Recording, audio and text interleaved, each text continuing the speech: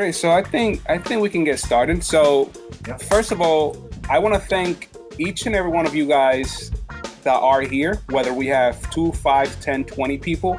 I really appreciate each and every one of you guys taking your time to come in here and listen to us, listen to what we have to say to help us, to help you in this journey. So the reason I kind of decided to bring someone like Lance in here, I've known Lance for a while, and I know that what he does can help you guys regardless of whatever stage that you are in. We're in quarantine right now. So many people have so much time in their hands. They don't know what to do with it. And as a result, they're getting either a lot of stress, they're getting a lot of anxiety, and they don't know how to cope with it because this is something that I don't think it has happened in our lifetimes before, where we're actually forced to stay at home, right? So I know that Lance is the guy for this. And before we get started, Lance, I just want to thank you for joining me in this live stream. Drop all the knowledge in here, and let's take it from here, brother. Thank you. I really do appreciate it. And I thank you for inviting me. This was a surprise and a pleasant one at that. So thank you very much. It was so random though. Like we did it out of nowhere. Hey, Lance, I think that maybe the people that follow me on Facebook can, really get to use the things that you can tell them, the tips that you can give them, because Lance has helped people prevent from committing suicide. He has helped people make changes in less than an hour. I literally help people quit cigarettes and stuff like that. So I know that you guys are going to get tons of value. So without further ado, Lance, for anyone who's here that's watching you and that doesn't know who you are, why don't you just give us a quick overview of yourself? Yeah, well, my name is Lance Sinclair. I'm a mentalist and a hypnotist. I've been doing mentalism for around 12 years now.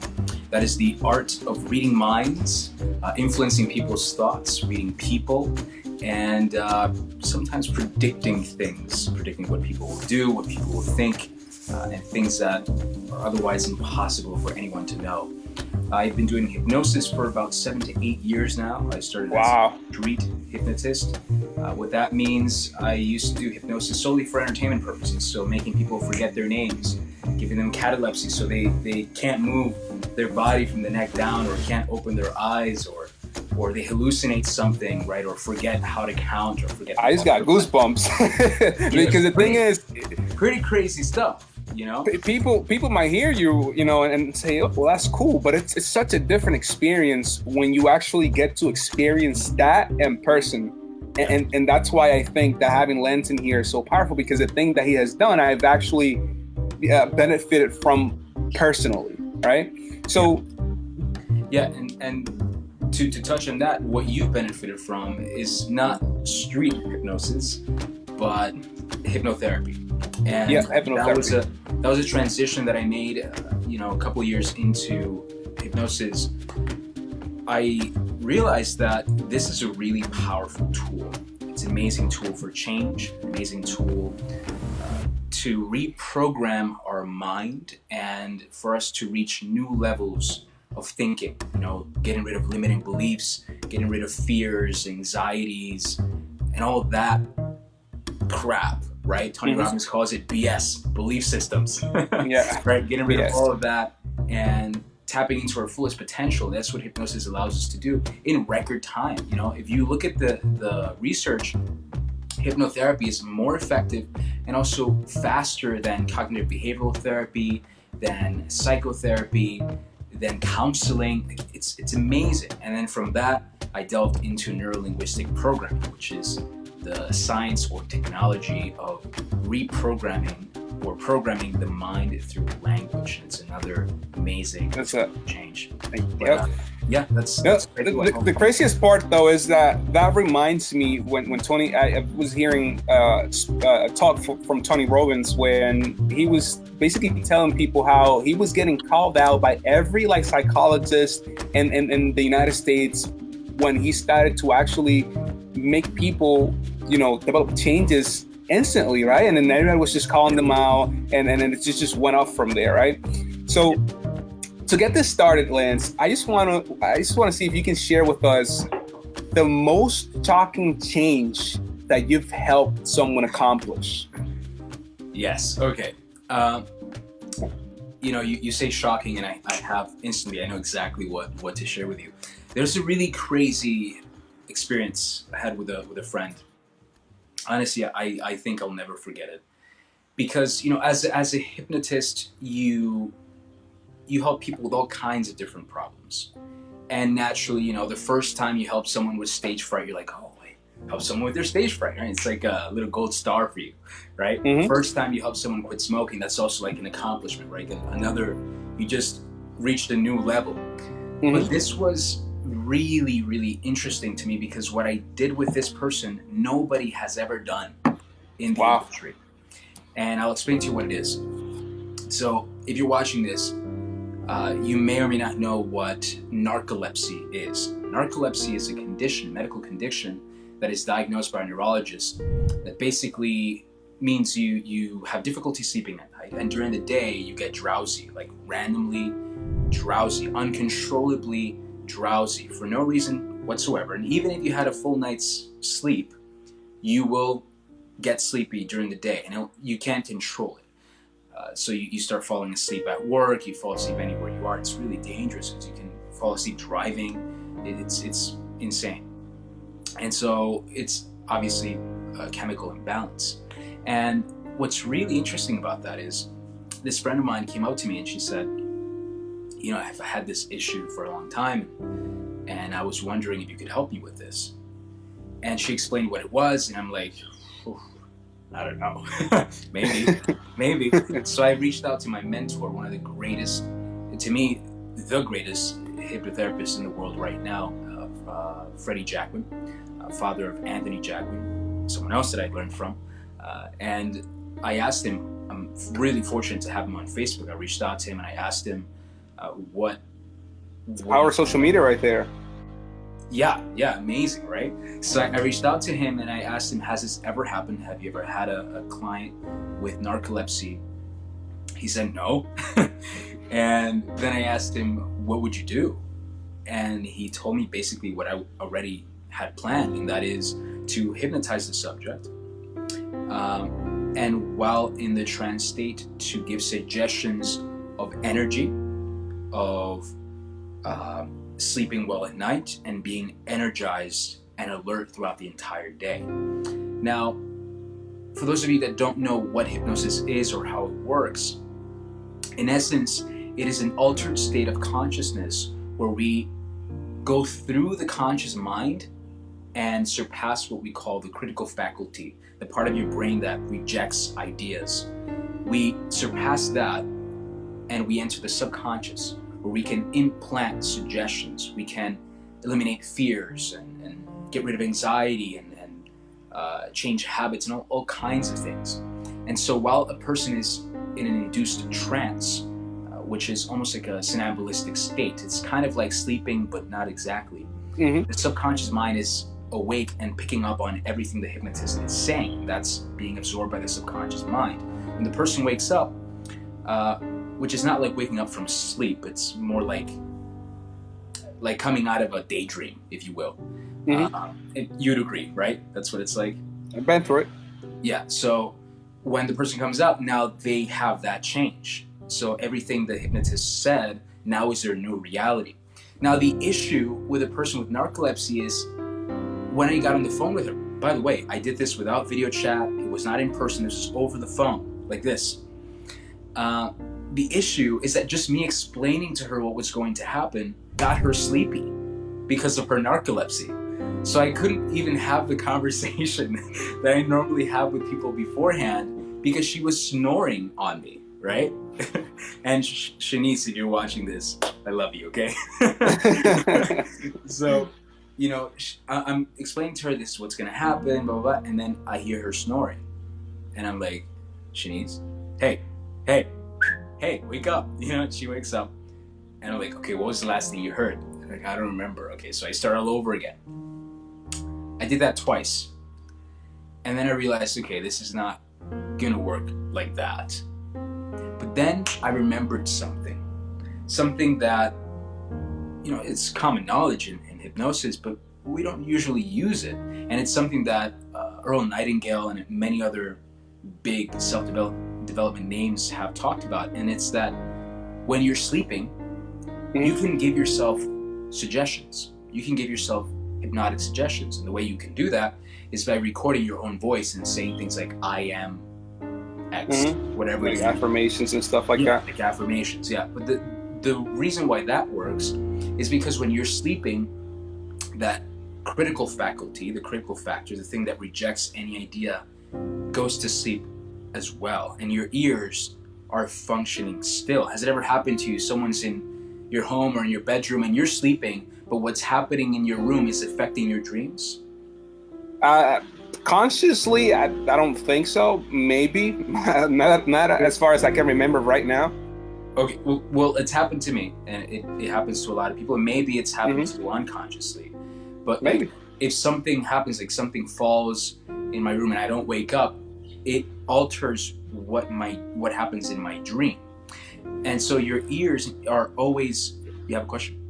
No, I was going to add to that. You know what I find amazing though, now that we're talking about dreams, is how we can have the most scary nightmare, how we can, have this horrible thing, right? How we can be dreaming of this horrible thing, and then we wake up, our heart is beating at like 100 miles an hour. We're waking up sweating and stuff like that. So it's just amazing to see how the mind cannot pick up whether something is happening vividly or when it's not. It's just amazing to me. I just wanted to add that in there. No, and there's a reason for that, and it's exactly what I said, right? When the critical faculty is asleep, whatever is there is real. So we got to understand the mind does not know the difference between what's real and what's imagined.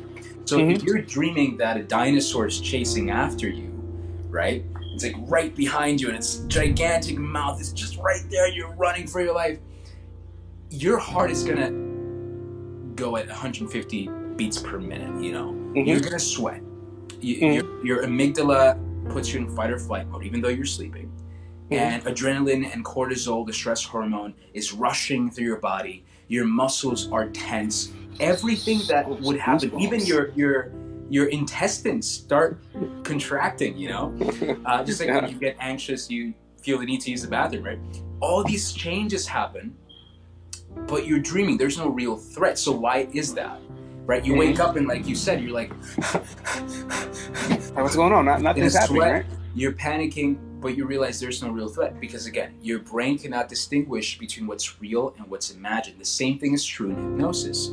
So although the person's not really, for example, the person is not really speaking in front of an audience, right, while they're hypnotized, if under hypnosis we tell them that they're, to visualize an audience in front of them and to visualize them speaking confidently and fearlessly in front of that audience, the brain registers that as, okay, I am confident and fearless in front of an audience. So it becomes real for the subconscious mind. That's how we program it, right? Same as with smoking. If I tell the person now under a trance that the smell of cigarettes is disgusting to them, the taste is disgusting to them, they no longer desire cigarettes, that is their new reality. And the reason why that's their new reality, it's because the mind cannot tell the difference between what you're imagining or what you're being given as a suggestion and what's the objective truth, right? You know what that reminds me of? That reminds me of, I don't know if you remember that time, I think it was during last summer when I reached out to you because, I don't know, all of my friends just wanted to go to this theme park over here and I was like, I'm not with it. If I go, I'm only going to the water park. I know my brother is here too, so he definitely knows this part, and he's like my witness in it. I was like, hey, I'm not gonna get in any of the rides. I'm only gonna go in the water park because I like everything that's like related to water, even if it's extreme. I don't know, like before that, it was like I just hate throwing up. And the last reference that I had from going to a theme park was me throwing up.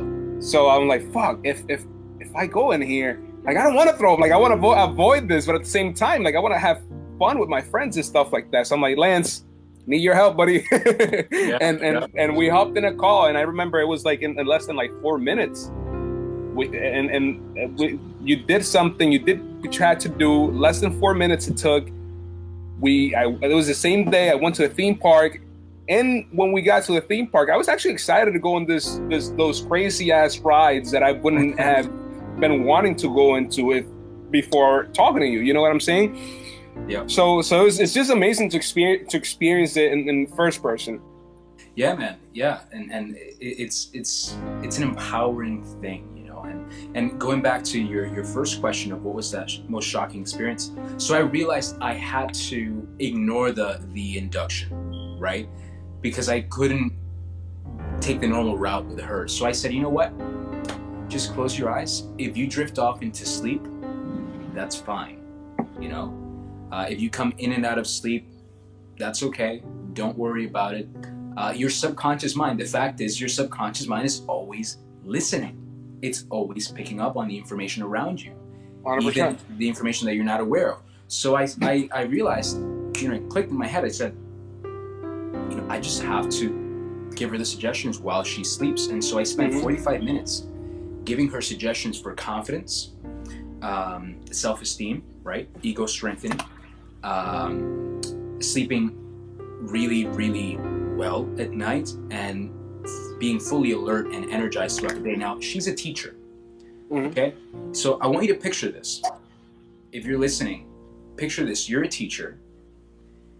You're teaching high school students, and in the middle of the class, while you're looking through their papers, you feel this overwhelming sense of weariness.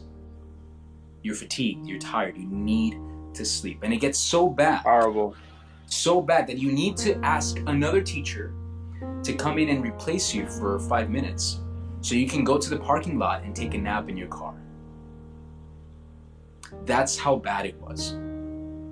It's a serious thing. And I'll be honest with you 100%.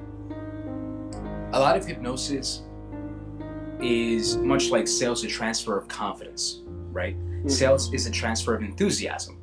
Right? If you believe in your product, if you believe in your service, the other person will too.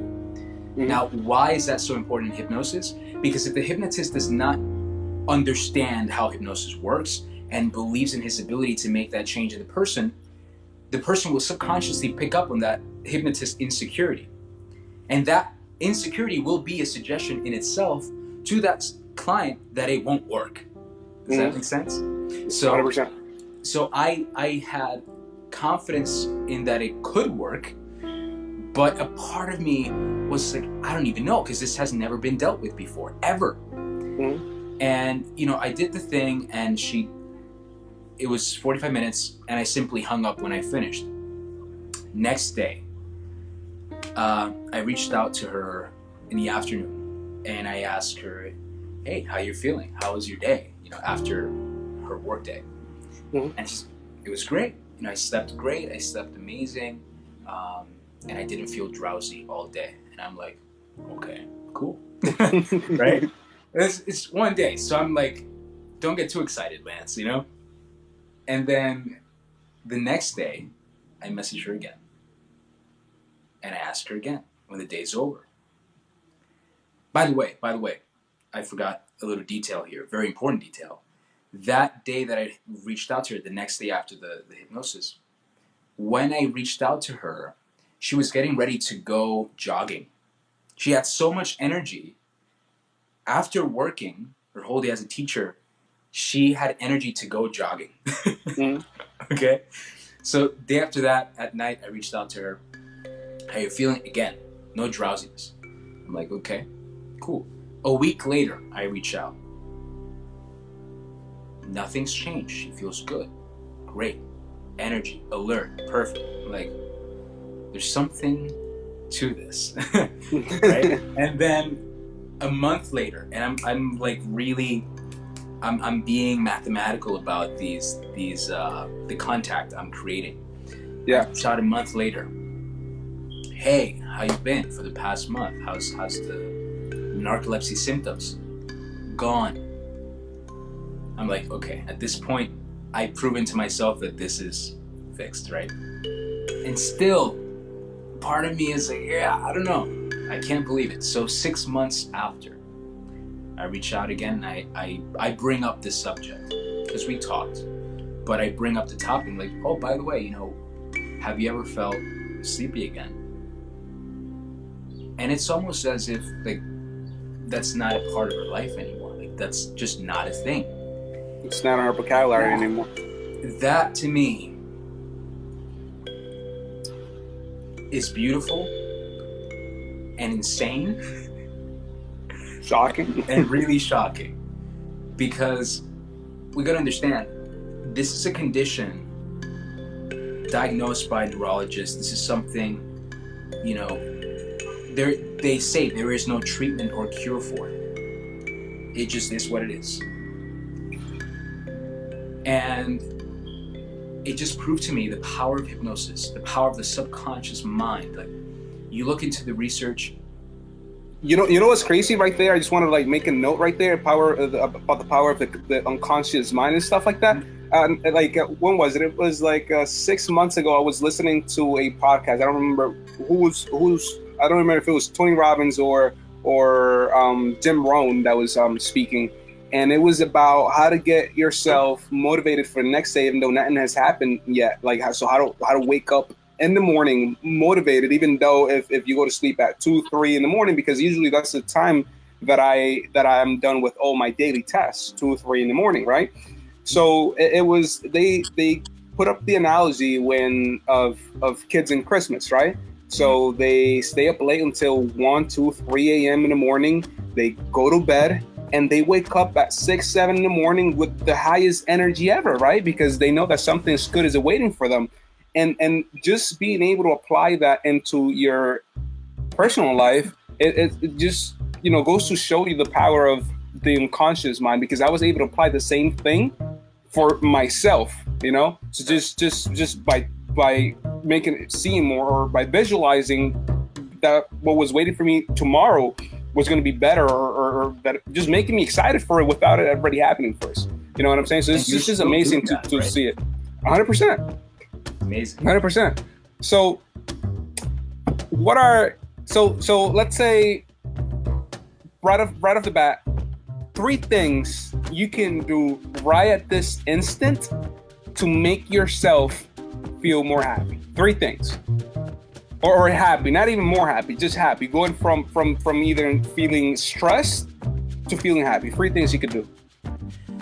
Well, I did make a video about this a little while ago, and I'll give you the same answers, but I'll add some things onto that. So to change your state, to feel happier, right? Which is a word that, you know, we kind of have to define, because people confuse happiness with pleasure, right? With a kind of bliss. That's not what happiness is. Happiness is more of contentment, tranquility, being at peace with the current circumstance. That's what happiness environment is. Yeah. Right?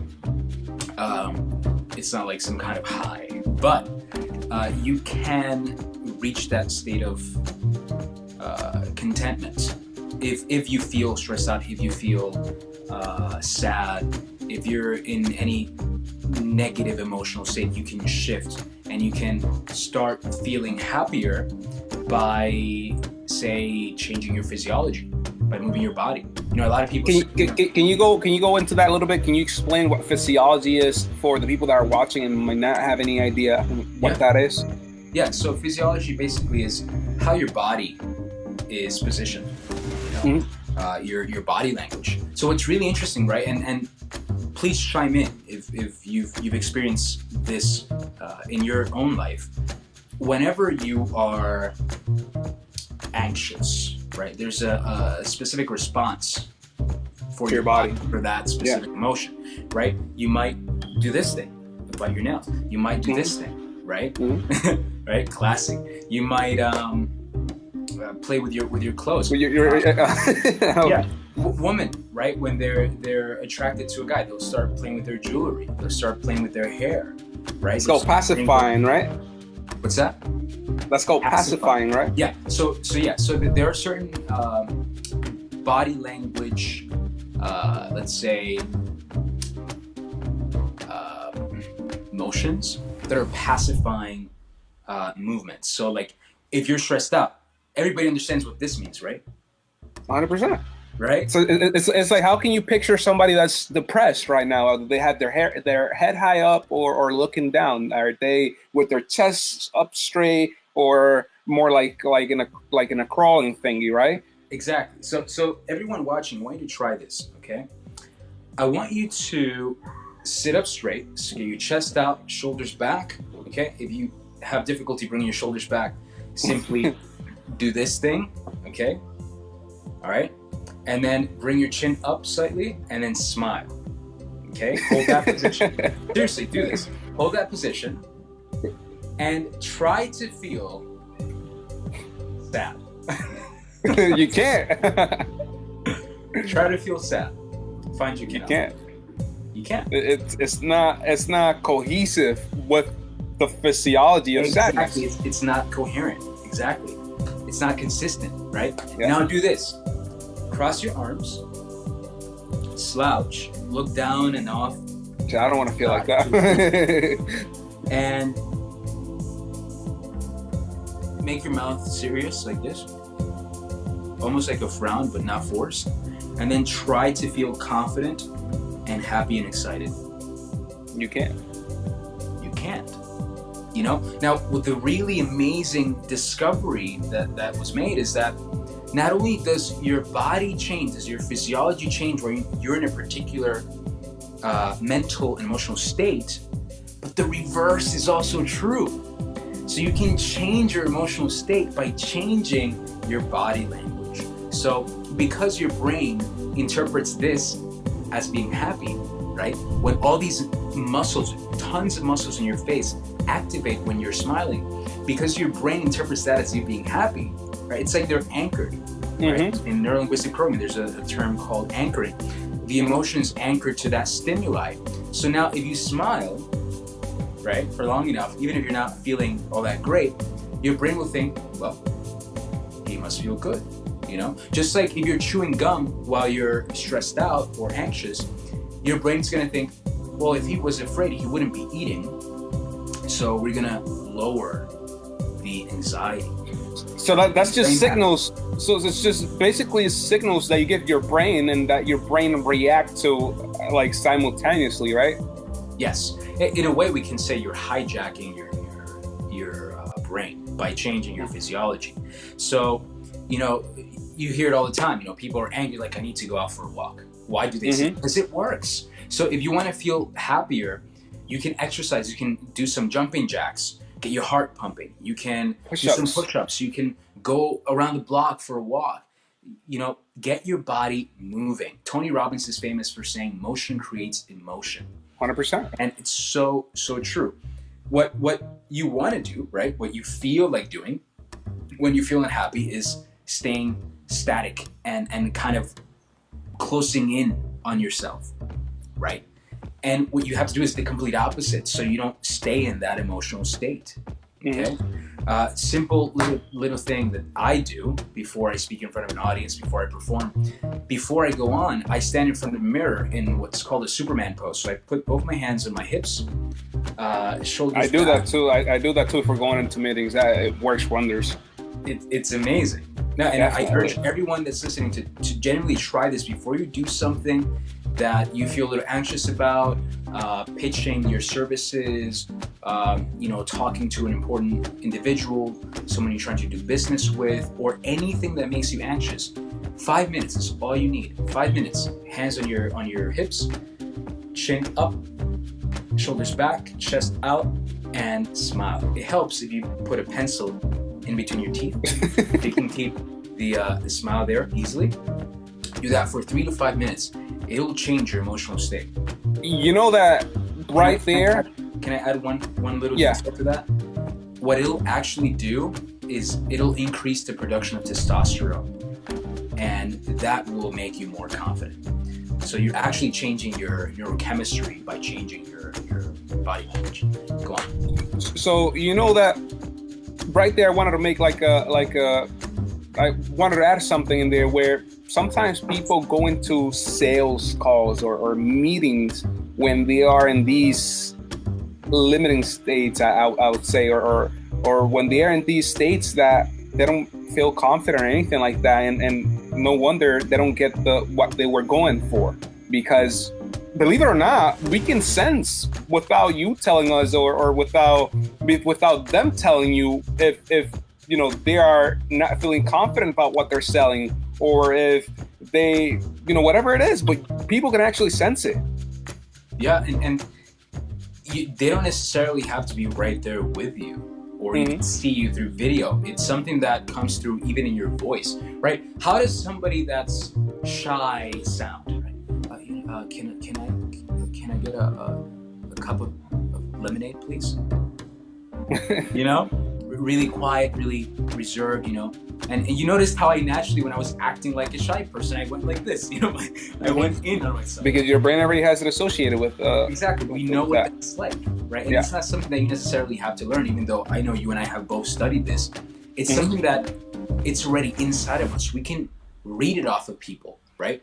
And again, it's more about not learning about it, because that's nothing new. It's more about discovering it. You know what I'm saying? Becoming more about exactly, that's the word, becoming aware of it. Yeah, that's right. Acknowledging it. Yeah. Or maybe even just learning what the names are for it. Yeah. So we have a question here. So you had two, right? So we needed one more. Was it, or we have the three right there? So exercise. Okay. Move your body. Change your physiology. Also, it's really useful to before you do that, and you mentioned it briefly, or at least you implied it, notice what is your current physiology. Notice, how are you standing? How are you sitting? Right? So like, okay, I'm feeling sad. Okay.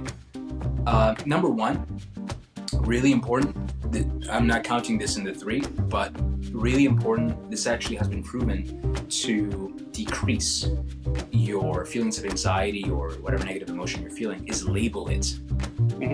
Call it out. Say, I'm feeling anxious right now. By labeling it, what you're doing is you're taking back control. Okay? Next thing you want to do, if you want to reduce that emotion, is put it on a scale from 0 to 10. So you go, I am feeling anxiety right now at a level 6. What that's doing is it's activating the logical part of your brain by bringing in numbers, right? And it's also putting a ceiling on that negative emotion. You're calling it a 6, meaning it's not going to go up to a 7, right? So it's a 6. And you're also, to do that, you're stepping out of the emotion because you're observing it, right? You're saying this anxiety is at a level 6, right? You're stepping out and you're objectively from the outside looking in and saying this is anxiety at a 6 right now. So label it and rate it. Okay, that will significantly improve those feelings and decrease that negative emotion, whatever it is. So then notice what your physiology is, how you're sitting, how you're standing, right? Move. Do something, fix your posture, smile, whatever, do some jumping jacks. Another great thing you can do is instantly shift your focus, okay? Where your focus goes, energy flows, right? So shift your focus. Instead of focusing on what's probably making you anxious, ask yourself, okay, what are 3 things I'm grateful for right now? What are 3 things I'm grateful for right now? The fact is, you cannot feel anger or fear or anxiety or any of that if you're feeling gratitude. They just can't. 1,000%. It's like oil and water. Okay, so 1,000%. Focus on what am I grateful for right now. All right, so say before you're gonna go on a cold call, for example, and you're a little anxious. Okay, what am I grateful for right now? Man, you know what? I'm grateful I have the opportunity to help people with the service that I'm offering them. I'm grateful that I have this knowledge that I can share with people, and that this person is willing to listen to what I have to say. And just change your focus. Tell yourself a different story, because and I do want to go into why we feel the emotions we feel and how we feel them, and this will all tie in together. But it all comes down to the stories we tell ourselves, how we interpret what's happening around us. So ask yourself, what are 3 things I'm grateful for? And don't just say, I'm grateful for the sunlight, I'm grateful it's a brand new day and I'm alive, I'm grateful that I can breathe. No, actually identify the thing and go in and actually look for things that you're grateful for. Exactly. 100%. Feel the gratitude.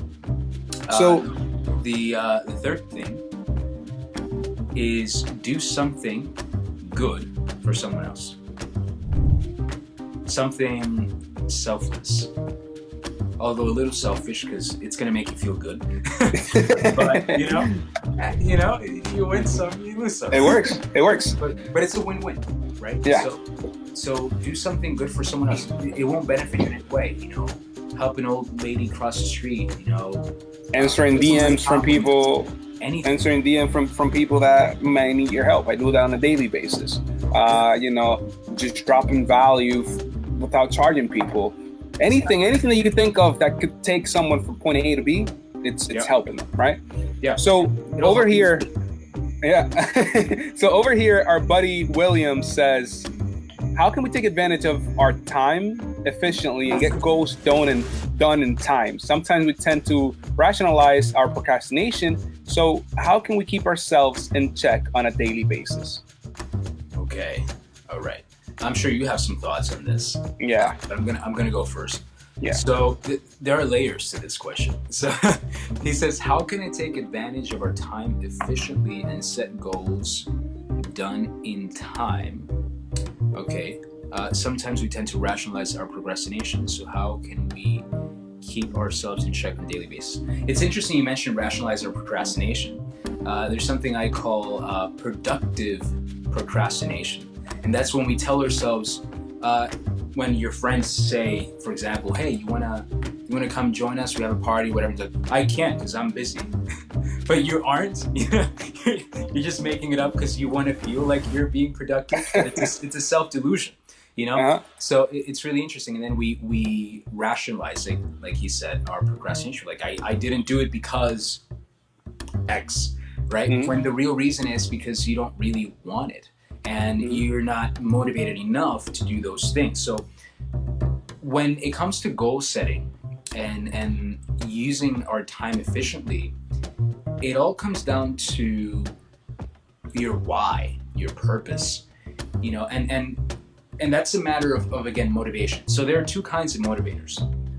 That's why I started to interrupt you right there, but that's why inside of my dropshipping course and the first few videos, I really go into that, because even though I'm not Tony Robbins, I understand that your why can keep you motivated when, everything seems to be against you. You know what I'm saying? Yes. So I just wanted to put that out there.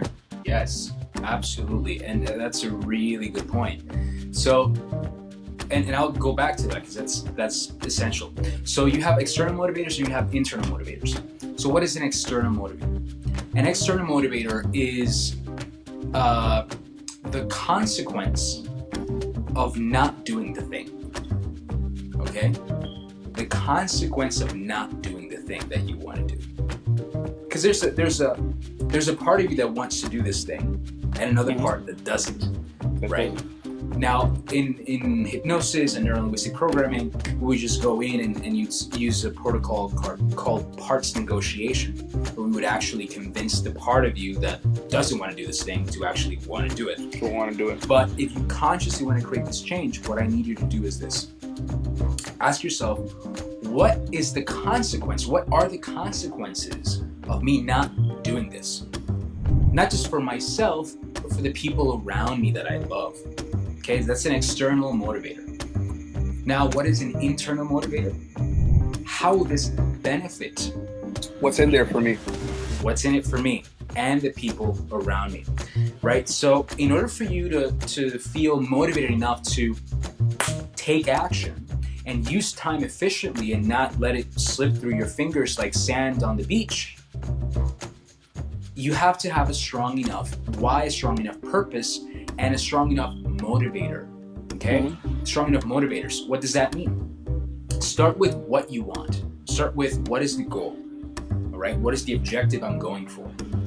And then ask yourself, why do I want this? Why is this important to me? How will this benefit me and the people I love? What are the consequences for me and the people I love if I don't make this come true, if I don't achieve this, right? So what we're dealing here is with pain and pleasure. So Ultimately, all human behavior is motivated by the avoidance of pain and the pursuit of pleasure. That's what it comes down to. A pleasure-seeking mechanism or a protective mechanism. And so if you want to do something and you don't feel motivated enough to do that thing, and it's not, as big of a priority for you, even though you know you have to eventually, right? Eventually, yeah. But there are fears holding you back and limiting beliefs and insecurities and doubt and all this stuff and self-image, right? Negative self-image. You need to make the pleasure of achieving this bigger than the pleasure of watching your favorite Netflix series, right? And the pain and the consequence of not achieving it greater than the pain of, you get the idea, right? Yeah, 100%. You gotta make that stronger than all the little things. And what it comes down to is also instant gratification versus delayed gratification. We got to understand that the things that are worthwhile in life, you're not going to get overnight, right? And 100%. And they'll take work and dedication and persistence and discipline. Nothing worth is built overnight. I post that quote probably 3 times a month on my Facebook page because I have so many entrepreneurs on my Facebook page, and at first when you're starting out, you think that you should get by this point in X amount of time, and what you realize is that you don't, because maybe you're misguided, and maybe you can't. You're starting out, you don't have the right information, you can't really make $1 million overnight, right? So that just goes to that, right? It's interesting because at some point we've all heard Rome wasn't built in a day, but what we don't hear is that they never stopped laying bricks, right? They never stopped laying bricks, and every single day they were laying bricks, right? And that's how Rome was built eventually, right? So how the question that William is asking really is, how do I find the motivation to take the action, right? And the short answer is your purpose needs to be really clear and really powerful for the pursuit of your goal and objective, so that when it gets hard, because surprise, it will get hard, okay? It always gets hard. You have the strength and the love for what you're doing so strong that the next day, after that hard day, when you wake up, you don't toss a towel and give up. You say, you know what? I need to keep going. And when you're beat down, you get back up and you keep going. It's like, again, I'll give you another analogy. GPS, right? Global positioning system. You put the address of where you're going to on your phone or on the GPS. Nobody uses the GPS little device. But you put it in Google Maps, right? You're like, okay, I'm going to this destination, and it shows you a route, right? It shows you which way to go. That's important, because if you don't put the destination, how do you know which way to go, right? And that's why. Unless you've been there so many times, and now you can actually, But for this example, just so we can keep it in mind, we're talking about for that analogy, just to keep it in mind, we're talking about you going to a whole new place that you've never been to before, because there's always the trollers on the comment section. Hey, but what about if I know how to get there already and stuff like that? So I just wanted to get that out of the way. This is a metaphor, yeah. All right. So what that's hinting at, it's the importance of knowing what the goal is first and foremost, right? What, right? It's the what question. What are you going after, right? If you don't know what the destination is, you cannot trace back the steps to get there, right? Which is the actions you need to take the action plan, right? But what's important about that is once you know your destination, sometimes you get off on the wrong exit. Sometimes you Reroute. You miss your route. Exit. But what does a GPS do? Reroutes, right? Because it knows where you're going, right? So it's important to know exactly where you're going. I like that analogy. And know why you're going there. Because when it gets tough, and it will get tough, you will have the grit and the motivation and the discipline and also the love for what you're going after. It'll bring you back up. It'll pick you back up, and it'll put you back on that course. I think it all comes down to doing whatever makes you happy. And that goes back to a quote that I posted like 2 or 3 days ago that says happiness is better than money, because you have so many people now that, how entrepreneur became something cool. And now you have so many people, oh yeah, I want to become an entrepreneur. I want to do this. I want to do that.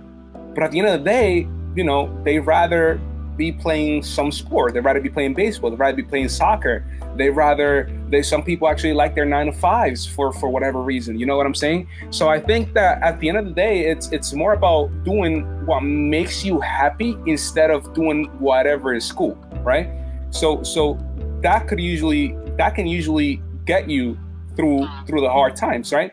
And going back to your question, how can we take advantage of our time efficiently and get goals done in time? Here's my answer. Right there. Checklist. Every day before I go to sleep, I literally go on my checklist. I say, all right, so I have to do this, and that tomorrow. And for me to accomplish that, I have to take these steps. Put in a checkbox next to it, and I make sure that as I'm accomplishing them every day, I go back, check them off the list, and that's how I know that a day was productive for me, because by the end of the day, when I go make the new list, I go and check the old one, and I see what I actually did and what I put off for the next day for whatever reason. So just take an old notebook or a little check thing in there, make a checklist every day of the things that you have to do to get that you want to get done, and I promise you that your efficiency is going to go from 0 to 100 in literally a day. You know what I'm saying? In a second. And I love that. I love that you do that. And what it is, it's you realize that just having a goal in your head doesn't make it a goal. It makes it a dream. It's a wish, right?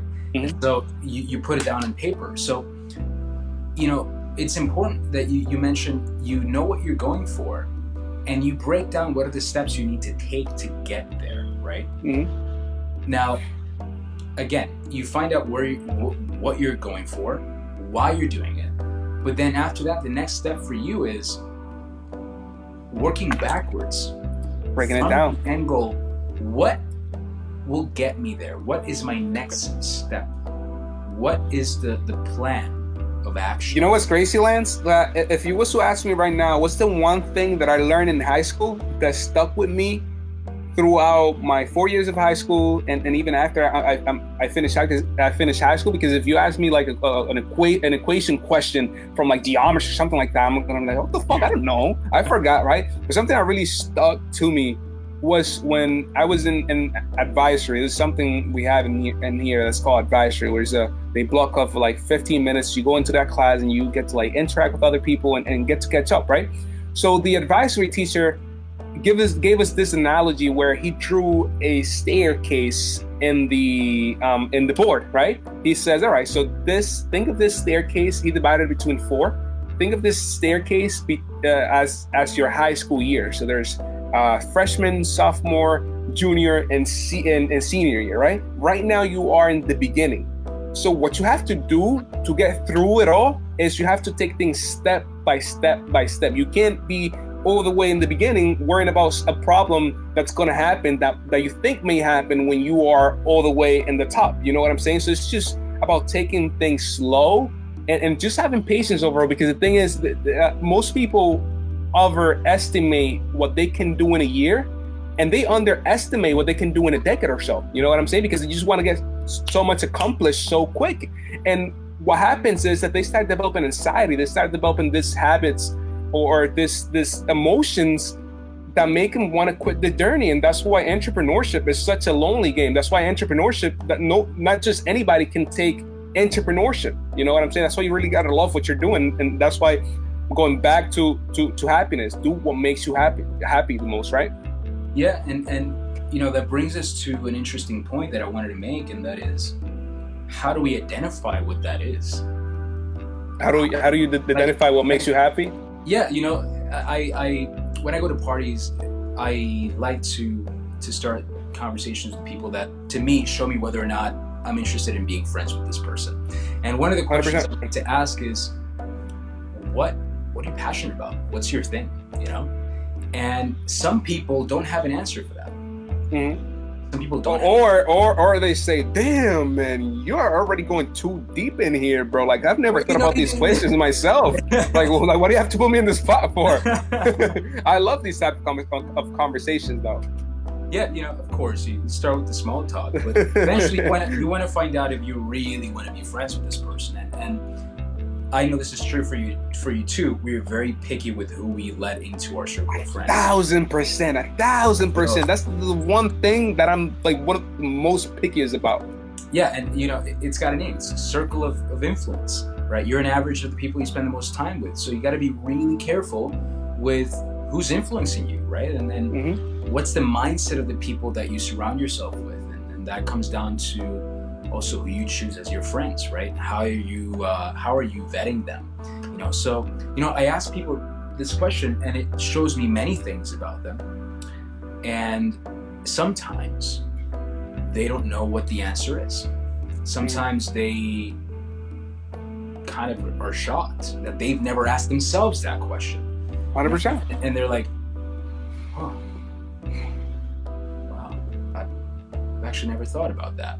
You know, and to me, it happens many times when I'm having conversations. What's that? With people. It happens. I hear that many times when I'm having conversations with people. You know, when they come to me for hey, Halbin, I need help in this or that. You know. Yeah, it's very, very common, but it also, like, I guess for us, it's shocking because I don't know. It's just weird. I mean, how are you gonna not know what you enjoy or what lights your soul on fire? I mean, you know, I understand people have different timelines, you know, and we realize these things at different points in our life. But if you are that person, what you need to find out is, what are your core values? What are your core values? And the way you find out what your core values are is by answering this question. And that is, if you could do anything in the world and you weren't paid for it, Bingo. What would you do? So if you could do anything in the world and you weren't paid for it, what would I do? Yeah. That's a good one. You know? That's a good one. So if you didn't do it for money is the question. Right? Say I don't know, say you didn't have to work. Right? That's another way to ask it. If you didn't have to work, right? Financial freedom was guaranteed. If you didn't have to work, if you went out to do something just because you enjoyed it, what would you do? Right? I think that for me would be like public speaking, because I just can not just do something. Like I just can't, how do you put that? I cannot just not do something. You know what I'm saying? Like I just can't pop off and be like, oh yeah, I just want to go to the beach every day or stuff like that. Like, which is fine if that's what you desire. But for me, I just don't see myself doing that. I would probably, now, speak even publicly. if that is the person's answer, okay? Because if you're it's valid.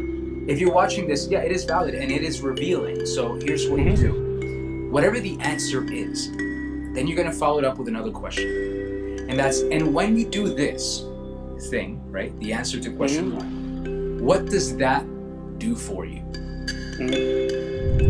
How does that make you feel? Okay? So say, for example, someone says, I'll go to the beach every day, right? It makes me feel free and connected with nature. So then you follow it up with the similar question. And when you feel free and connected with nature, what does that do for you? And you keep narrowing it down until you have like a single word answer. And that is the core value of that individual. It's the one thing that they seek, that they need in their life, right? And there are 6 different human needs that we all share at different magnitudes.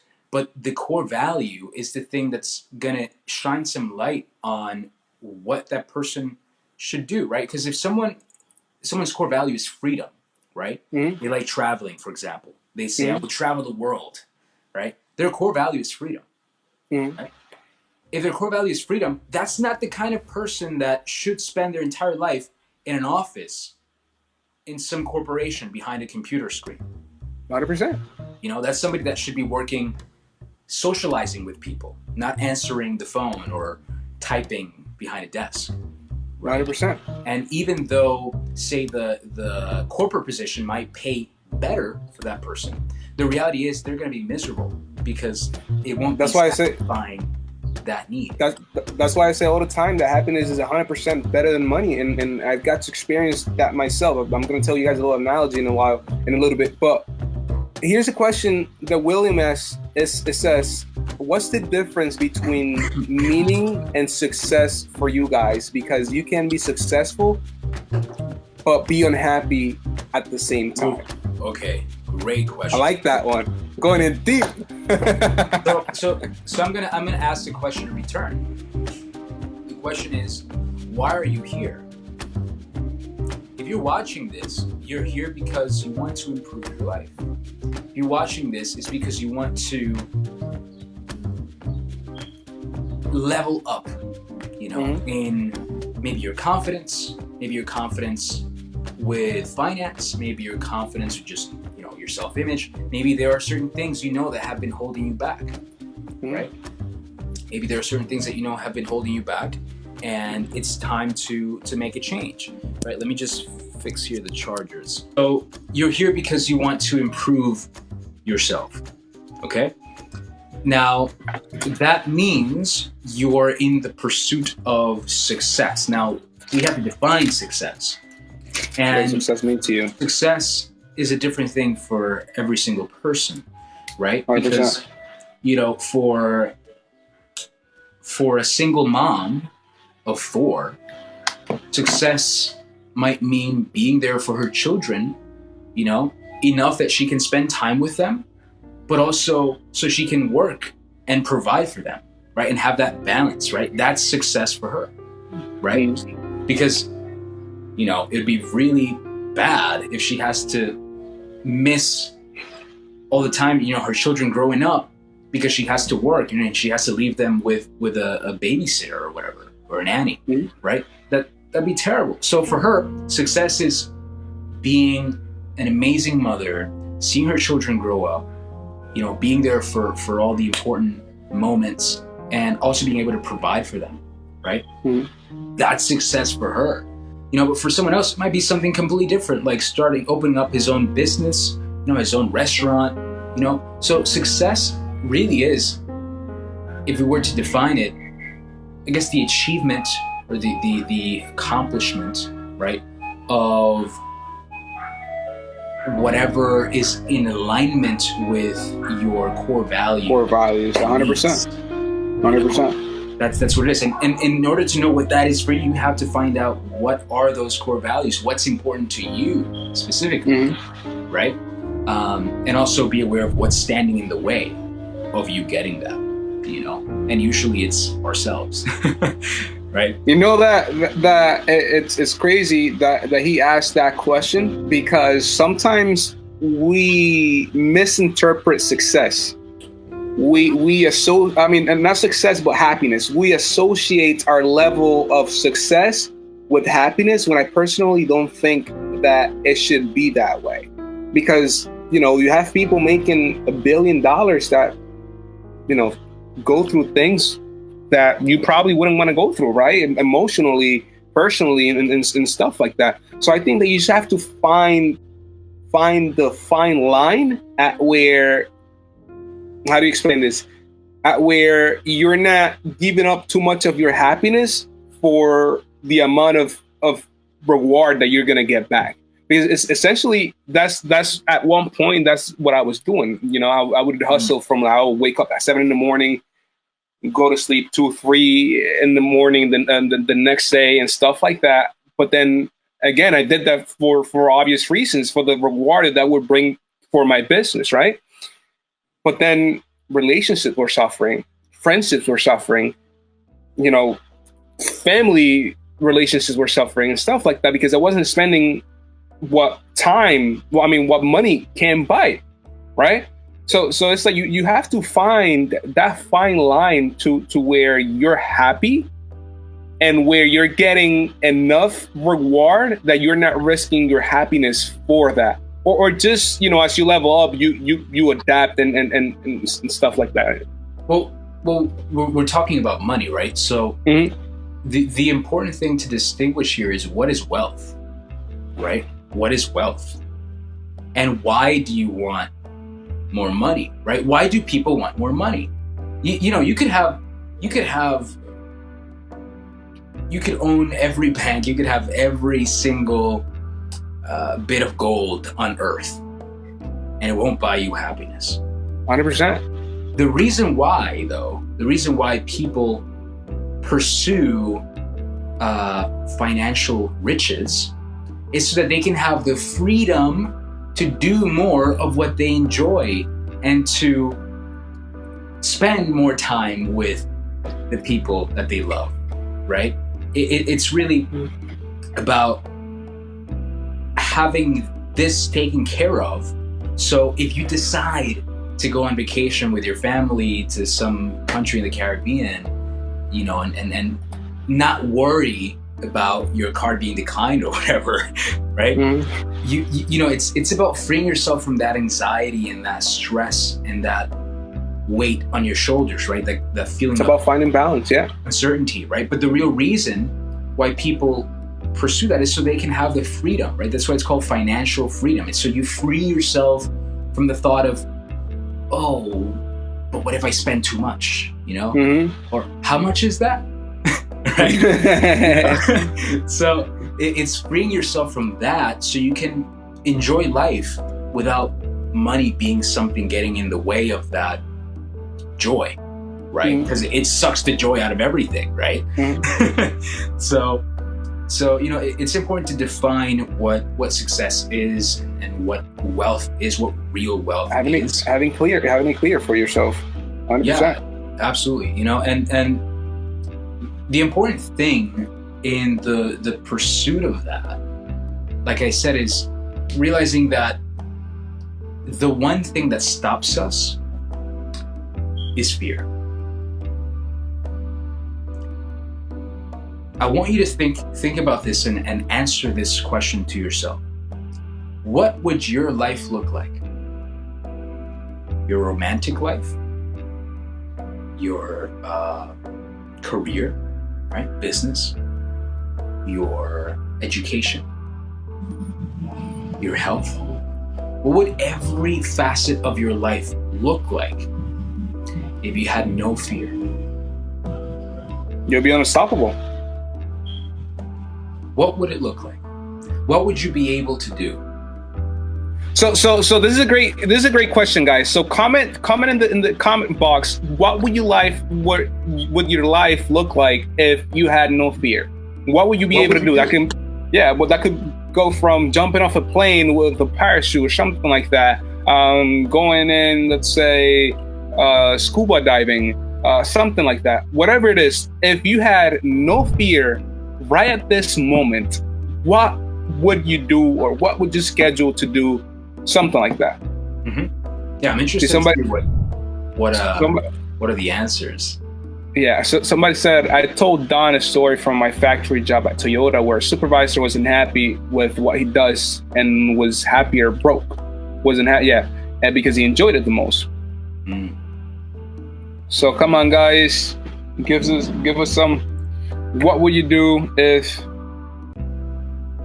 Yeah, you know, it's amazing, right? Because some people have never even asked themselves that question, and it's really liberating because you know it opens up all these possibilities. It's what if, you know, what if nothing stood in the way of me doing what I wanted to? What would you answer to that, Lance? I mean, well, I would do exactly what I'm doing right now. Thank you for joining us, William. We appreciate having you here. So Jolanda said, I'll be living on a small island, working remotely, drinking a margarita. That's a good one. Love it. That's a good one. I'll probably be jumping off a plane or something like that. Like I feel like that's something that I'm probably scared as shit to do. Jumping off a plane with a parachute. That's an interesting answer though. The one. What's her name again? Yolanda. I'll be living on a small island, working remotely, drinking a margarita. Working remotely, drinking a margarita. Yeah. So I wonder, what is that fear that you removed from your mind when you answered that, right? I wonder if it's the fear of starting that business where you are able to work remotely. You know, I wonder what that fear is. That's a great question. It's a wonderful question. You know that when somebody it says jumping off a plane is the most exciting thing I've done. I have to try it before I die. So I hope I do try it before that time comes, you know? I have to. Like that's probably the one thing that scares me. Jumping off a plane going that's like what, like 12,000 feet up high or something like that. Something like that. Well, that's probably You know what's amazing about fear? Fear is amazing because it's so counterintuitive. You know, there's something you're afraid of, right?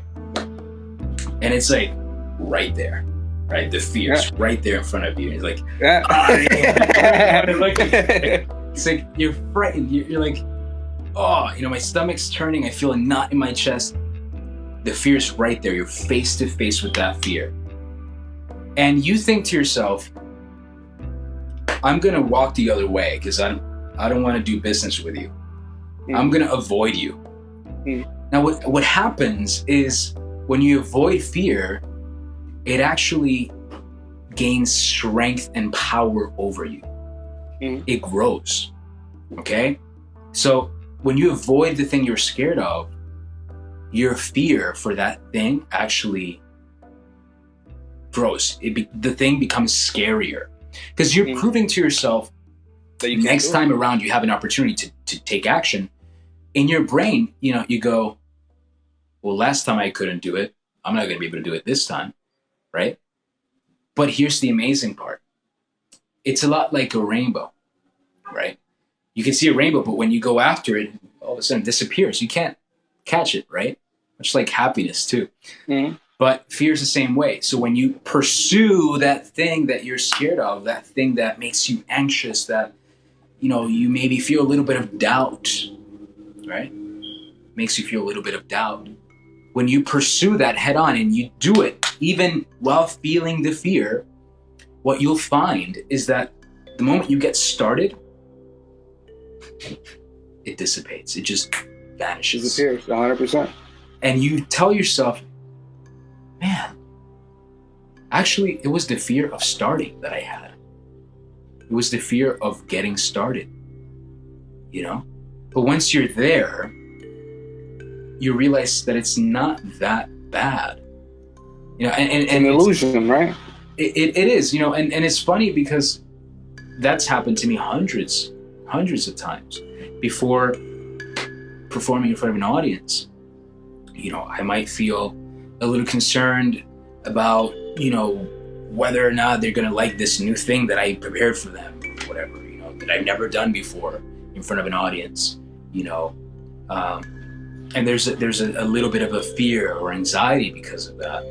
But once I set foot on the stage, it's like all that boom disappears, and I'm just in my element and super comfortable. So it's really fascinating and liberating when you realize that in the pursuit of the thing that makes you scared, you will actually let go of that fear. So understand that it's counterintuitive.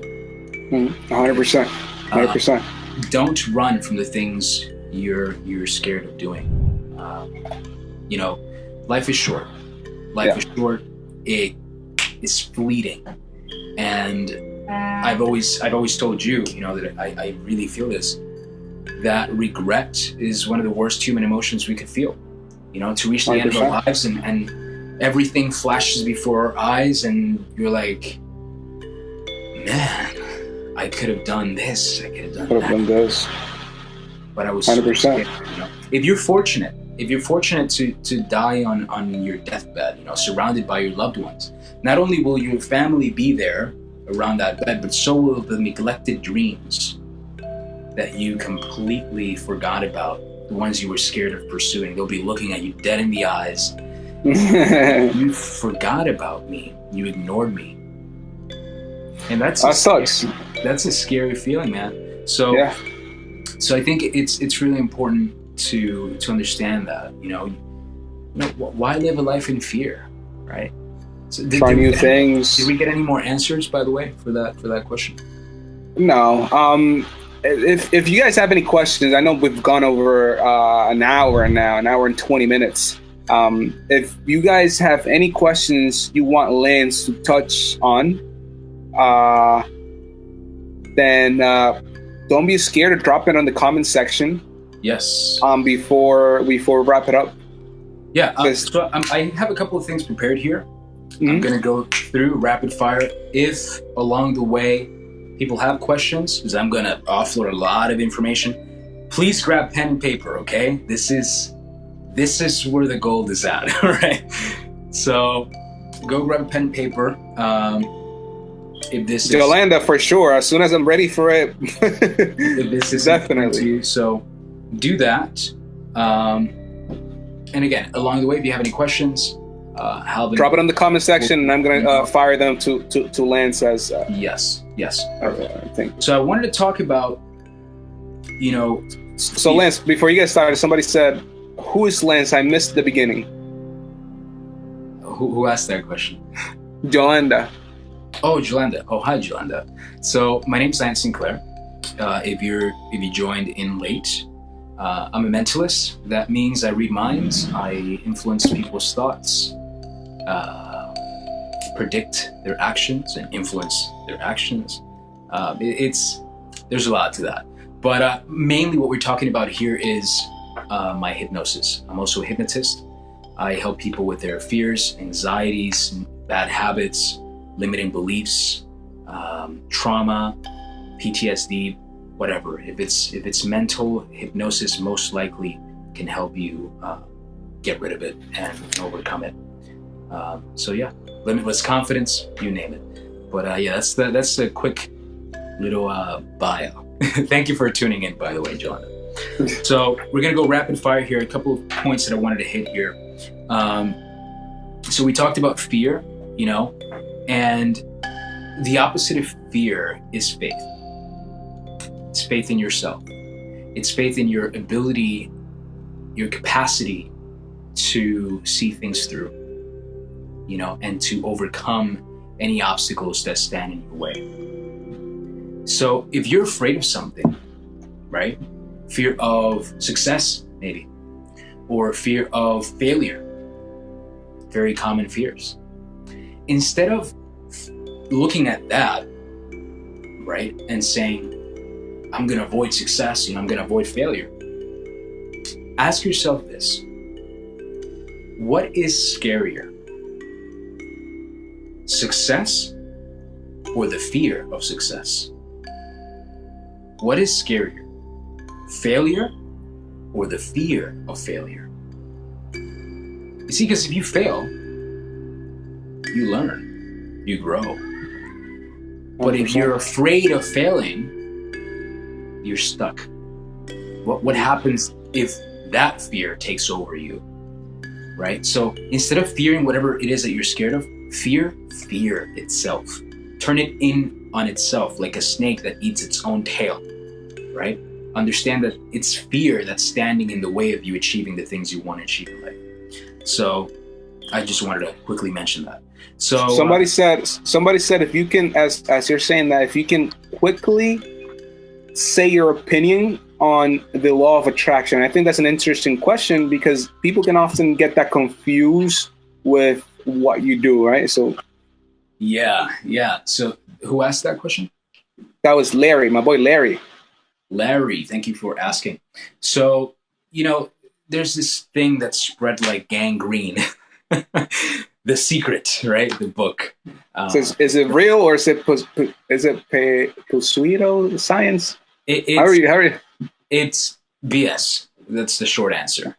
And I'll explain why. So, the issue is that people read that and they believe that by them calling out into the universe and saying, I want a bicycle is going to pop in their garage, right? Like, I want a Lambo, and they're going to suddenly one day have a Lambo offered to them for free, because the universe, quote, the universe gives you back whatever you ask of it, or reflects the vibrations of your requests or prayers or meditations, whatever you want to call it.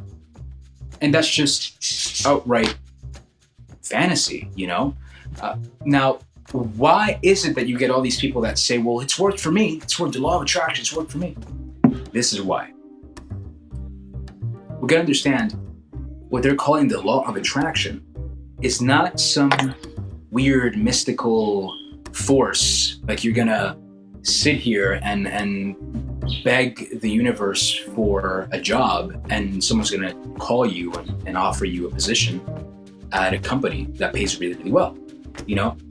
It's more about where your focus is.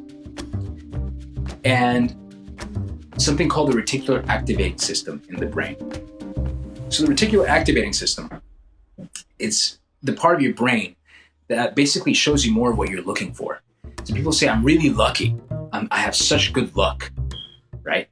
And some people say, in contrast to that, I have such bad luck. I'm doomed to fail, And what's interesting is that the person that believes they're really lucky sees so much proof of their luck. They get so many opportunities, they meet so many great people, they build so many great connections, and, eventually they also make a lot of money and are really happy. People that believe they're really unlucky, they get into really bad business deals. Their business fails. Everything they touch crumbles. Their relationships destroyed. Why? If you wear glasses, and at one point you didn't wear glasses, you realize that when you put on those glasses, you started noticing everyone around you that wore glasses. It's not because there was a surge in people wearing glasses, it's because you noticed the thing. Energy goes where focus goes. Energy flows where focus goes, right? That's how the quote goes. Yeah. If you buy a red car, brand new red car, you've never had a red car before, all of a sudden you notice, there's so many red cars around me. No, it's that you're now exposed to this thing, and this is a new part of your reality, so you're starting to become aware of that. How does all this connect? Simple. The reticular activating system, if you believe you're a lucky individual, you're going to be looking out for proof of that. So when an opportunity pops up, you're going to take it, okay? You're going to grab it. And what happens when you take action usually brings about results, right?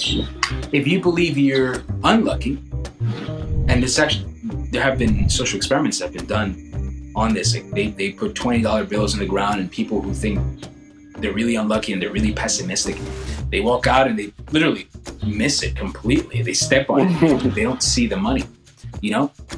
Why is that? It's not because their eyes didn't see it. It's because the brain didn't register it. So even though you have all these opportunities popping up in front of you, you won't register it. We don't see with our eyes. We see with our brains. We don't hear with our ears. We hear with our brains. You're filtering your reality. You're interpreting your experience, okay? And now that comes up, let me show you this.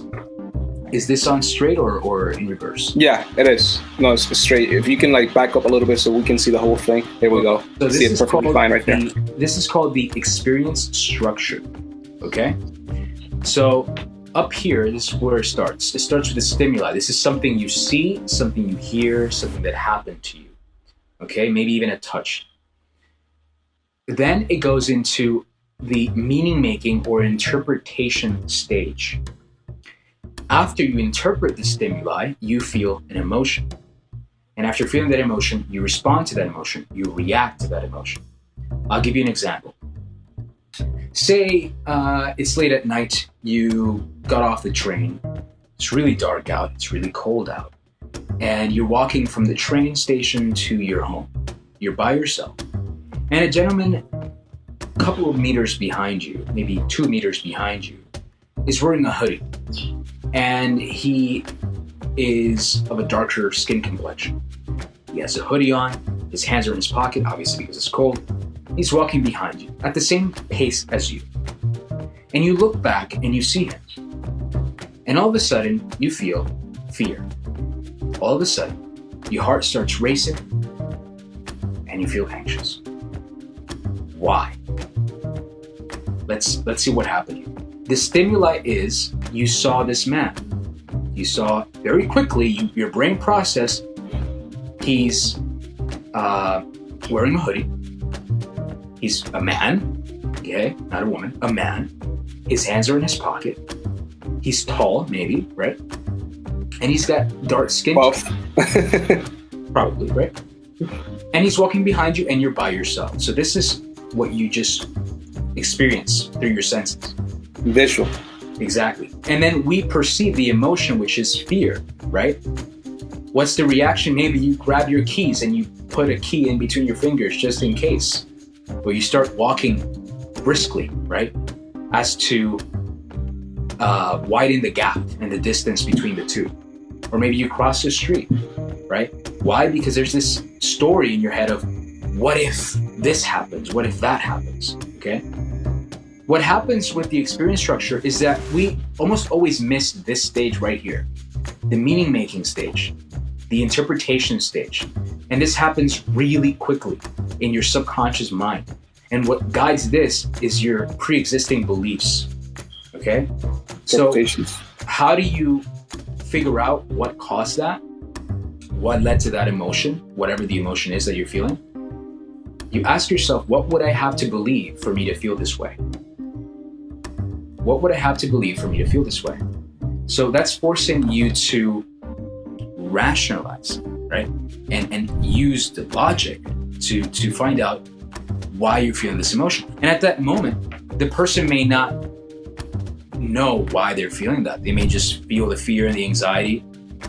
You got a question? 100%. No, 100%. I was just going to add to that sometimes our interpretations are, sometimes based off, let's say, news and external things. Yes. That is just shown to us. News, social media, friends, and things that at some point we don't really have control over until we notice it, until we start seeing it, right? Exactly. No, exactly. And that's just what I was about to say. Are you reading my mind? I think he's reading my mind, guys. Becoming a hypnotist. You're trying to steal my job. That's what you're doing. So yeah, and that's the thing, right? We often miss the interpretation stage. And that's happening at a subconscious level.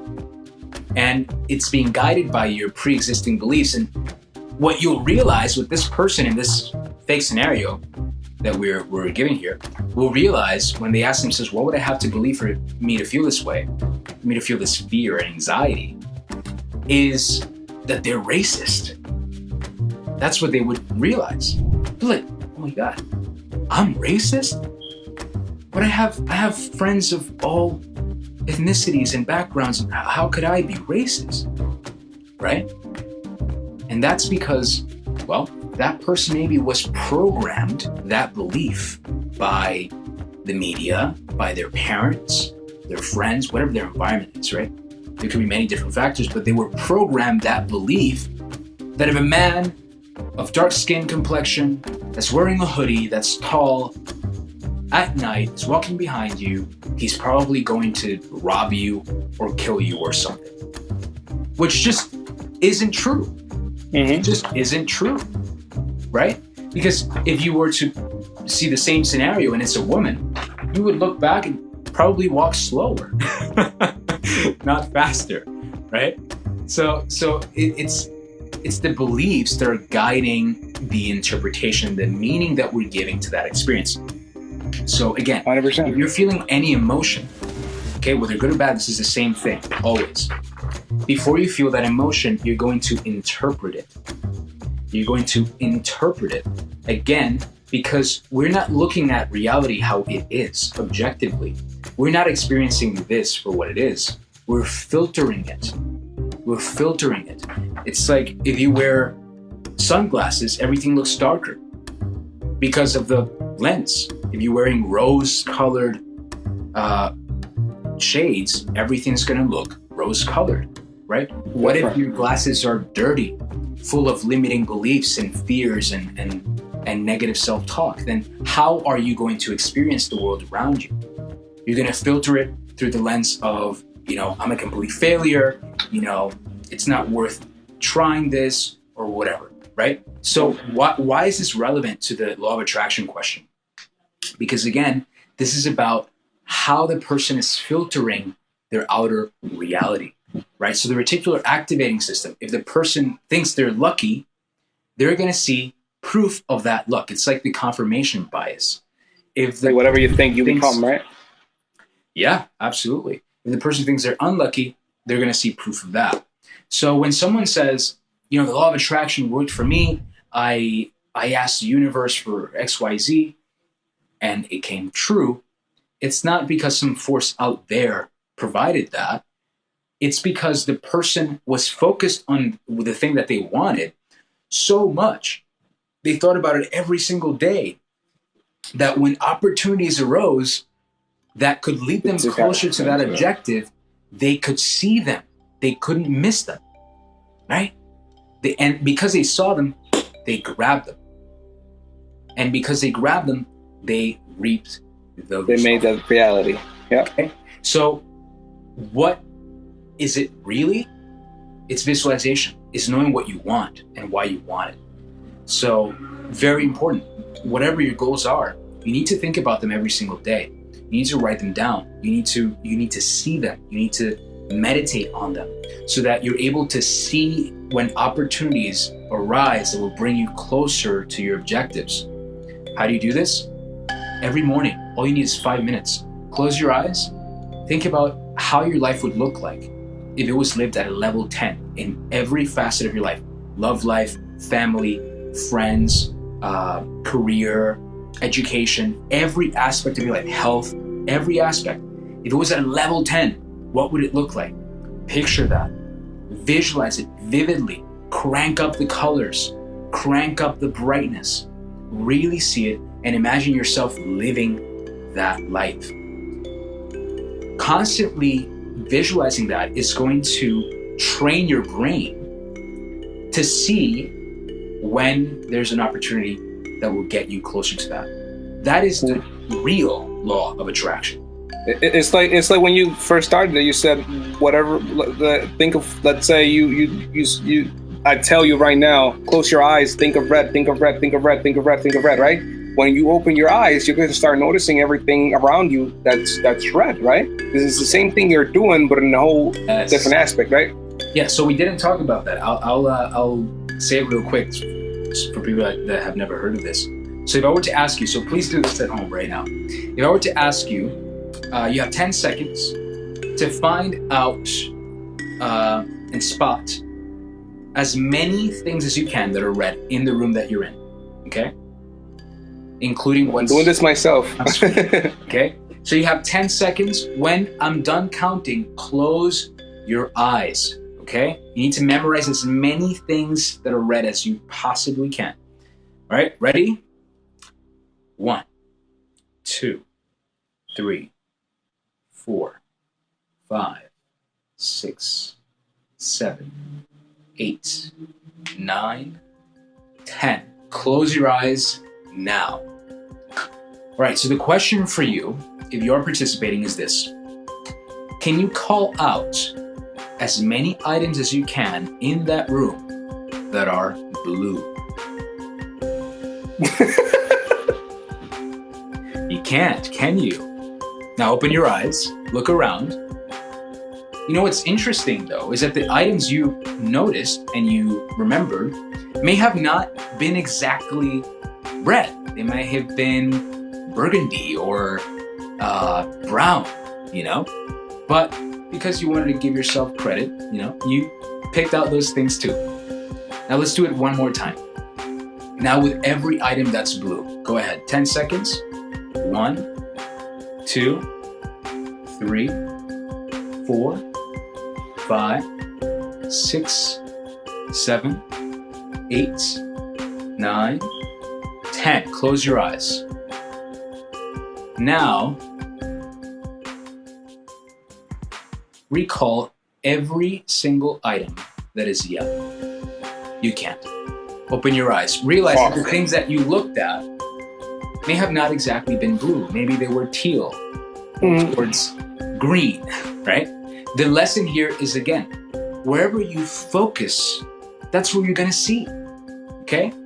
So if you focus on the achievement of your goals, you're going to see opportunities that will bring you closer to those goals, right? So again, the law of attraction is not like, I mean, what are we, 5 years old? You're not going to sit here and ask the universe for a house and you're going to get a house. No, you got to work. You got to take action. Action is what brings about results. And that brings me to this. Lance, before you continue on that, Larry asks, what do you think about terror management theory? And what's up, Jeff? What's up? I hope you're still tuned with us. About what? He says, what do you think about the terror management theory? The what management? Terror. I haven't heard of that one. I've never heard of that. I don't know how to answer that question. Me neither. Interesting. Okay, so that brings me to this. So we talked about actions, okay? Now, everything starts with your beliefs, right? If you don't believe you can do something, if you don't believe you can achieve that goal that you have, you won't achieve it, okay? Mm-hmm. It starts with your belief, right? So your belief, okay, how much you truly believe you're capable of achieving that is what's going to dictate your potential, okay? It's what's going to determine how you see yourself in your mind achieving that or not achieving that, right? Do you see this as a possible future for you? Do you see yourself becoming a singer? Say if you want to be a singer. Do you see that as a possibility? Or do you think, or are you having a hard time seeing that because a part of you believes that a person like you from the family that you were brought up in could never become a star, right? So your beliefs are going to dictate the potential that you see for yourself. Let's take that example. If you want to be a singer, and you believe that you can't because, you know, you were born poor and you don't have enough money and, you know, you're nobody in your family was into music, even though you love music and, you know, people tell you can sing really well. Because of those beliefs, you're going to see zero potential. You're not going to see yourself as a possible star in the future. If you see zero potential, what kind of action are you going to take? Little to none. It's like, why would I try if I know I'm gonna fail? That's right. That's what you think. But why would I open that door if I know that it's locked? Exactly. Little did you know. Right. Little did you know. All you gotta do is turn the knob, right? Mm-hmm. But if you take no action, what kind of results are you gonna achieve? Nothing. That's like saying, oh yeah, you know, I planted a bunch of apple seeds in my garden. I expect oranges next week. Or, you know, I expect a garden, but I haven't planted one seed. It just doesn't make sense, right? It's cause and effect, you know? What you do has consequences, right? Mm-hmm. As does what you don't do, right? So if you take action, that's going to have results. But if you don't, right, because you don't believe you could do that, you'll see no results. Now, what many people don't know is that feeds back into your beliefs. So when you stand... It's like a circle. It's an endless cycle. Yeah. It's a self-feeding beast. That's what it is. So when that person that, loves singing and doesn't see themselves as a potential singer ever, or making money from it, when they take no action and see no results, they stand in front of the mirror. What are they going to say? They say, Mom was right, or my uncle was right, or I was right. This is not for me. 100%. And the negative belief is reinforced because there's no results. Right? But the amazing thing is, if you change your belief, you could change everything else. So say she does believe she can do this. How much potential she sees for herself? A lot. Limitless potential, right? She thinks, well, I can do anything. If someone did it, so can I. Right? Why not?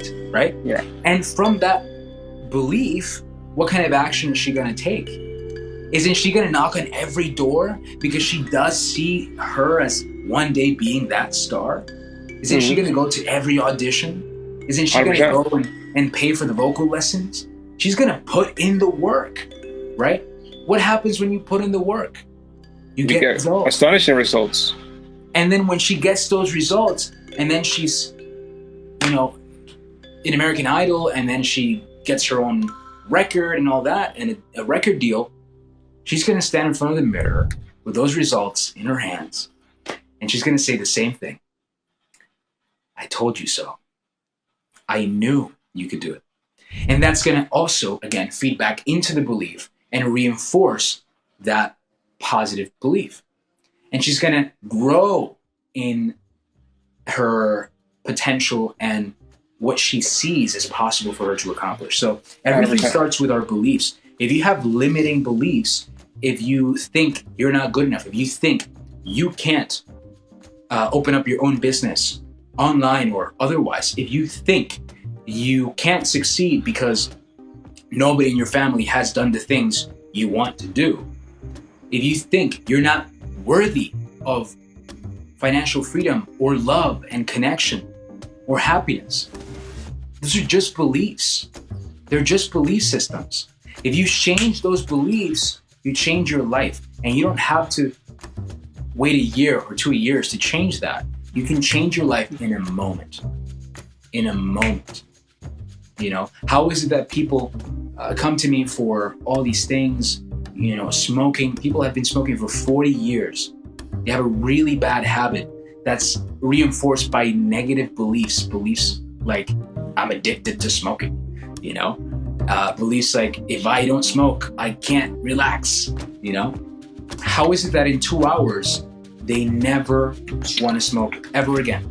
They have no desire to smoke, no urge to smoke, no belief binding them to the cigarette. How? Even though they spent 40 years in that nasty habit. How? Same with fears, right? How long did you have that fear of heights and vomiting for? A while, a few years. Few years, right? I'll give you an example, because a lot of people think, well, I've had this fear, whatever the fear is, for years. How can it be gone like that? You see, the time that it takes to eliminate a fear is not proportionate to the time that you've had that fear for, that it's been holding you back. I'll give you guys an example. Say there's a kid. He's 7 years old. He's never seen a spider in his life. He's in his bedroom. His mom walks in to say goodnight. And before she turns off the light, she sees a spider. She's scared of spiders, so she loses control. She screams off the top of her lungs. She calls her husband. Honey, come kill the spider. There's a spider in Jimmy's room. Oh my God. He comes with a shoe or whatever, kills the spider. What has the kid learned? In his first exposure to a spider, spiders are dangerous. Dangerous, right? We need to kill them. We shouldn't be around them. He's adopted a fear. You see, the only 2 fears you're born with, the fear of loud noises and the fear of falling. Every other fear you possess is a learned fear. And if it's a fear you have learned, it means you can unlearn it. 100%. And it only takes this long for someone to adopt a new fear Well, guess what? It takes that long to get rid of it. Even if that person grows up and they're 27 years old and now they have a arachnophobia. They have a phobia against spiders, right? So again, you got to understand that fear is the only thing that stands in your way. Your limiting beliefs are the only things that stand in your way. We are the only thing that stand in our own way. And when we change your mindset, we change your life. The path opens up and we can take action, motivated action in the pursuit of our goals. Great. So, Lance, just to kind of like bring this to an end, we've gone a little bit over 2 hours now. Yep. What's one thing that you would tell people that stuck with us throughout the whole life? We have 3 people right now. We've had over 10 consistently throughout the whole thing, 5, 10 consistently. So what's the one thing that you want them to stay with?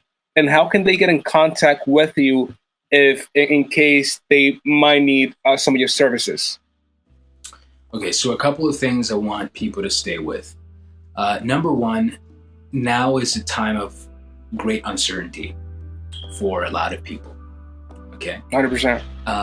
Now is a time of a lot of anxiety and fear, and rightly so.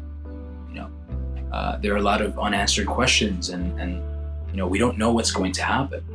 But we never know what's going to happen, do we? Right? We don't. The future is always uncertain. We don't even know what's going to happen 5 minutes from now.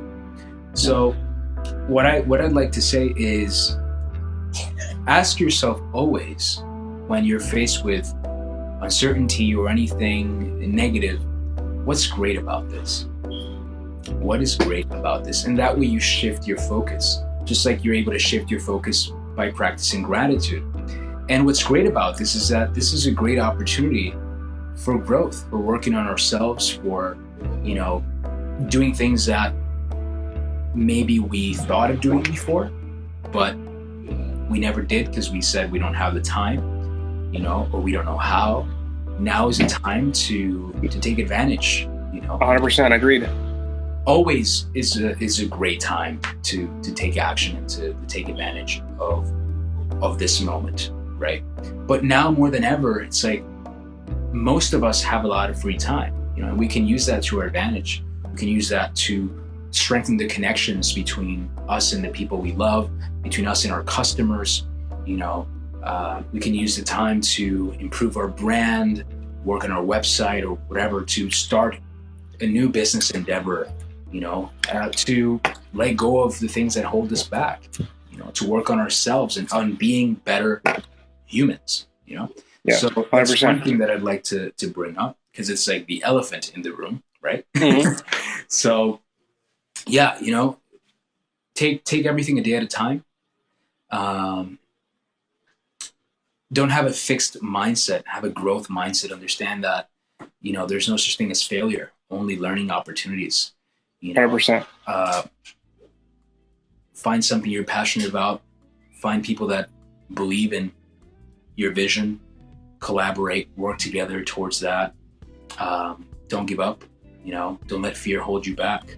Don't let limiting beliefs hold you back. If there's something that really resonates with you, you have one life. Go after it head on, And if you're interested in scheduling a session, a free consultation to find out how I can help you accomplish your goals and whatever that is, if it's letting go of a fear that you have or a limiting belief or a phobia or anxiety, whatever it is, you can always reach out on Facebook, of course. You can always reach out through my website. That's lancesinclair.com. You can see the reviews and testimonials and all that. Also, Instagram as well. What's your Instagram, Lance?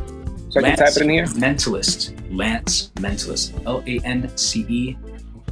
Mentalist. Lance Mentalist. Yeah, so that's my Instagram. That's my Twitter. And again, on the website, you can also see the testimonials and all that on the hypnosis page. So that's lancesinclair.com/hypnosis. You can see how a lot of people have benefited from this. And again, my promise is this: if I cannot help you, I will refer you to someone who can. To this day, I have not had to do that.